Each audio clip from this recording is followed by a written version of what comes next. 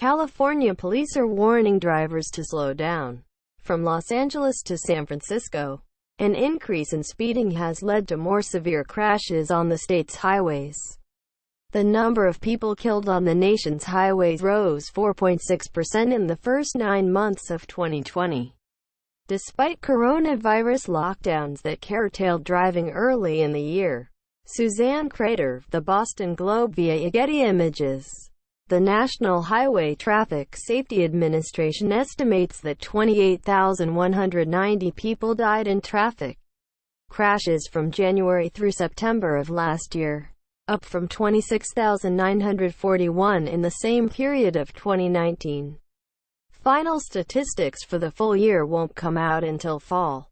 Authorities blamed the increase on risky driving behavior that developed when there were few vehicles on the road early in the pandemic.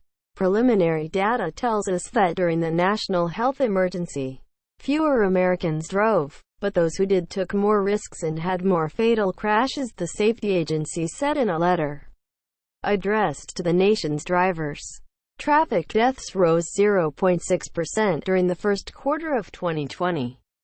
But they fell 1.1% in the second quarter as coronavirus lockdowns restricted movement.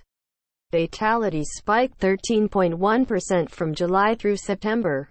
The agency said, "We think the big culprit is speeding," said Jonathan Adkins, executive director of the Governor's Highway Safety Association. Early in the pandemic, drivers found open roads and drove faster. The behavior continued even as traffic volumes recovered. Adkins said, "A big factor here is the lack of enforcement. We are hearing from many states that traffic stops have declined during COVID-19. Drivers feel like they can speed and get away with it," he said. NHTSA said recent reports show a 22% increase in vehicle speeds in several metropolitan areas over pre-pandemic numbers. Also, a study found that 65% of drivers treated at trauma centers who were hurt in serious crashes had drugs or alcohol in their systems last year.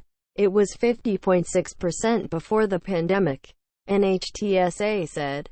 The agency also said fewer people are wearing seat belts.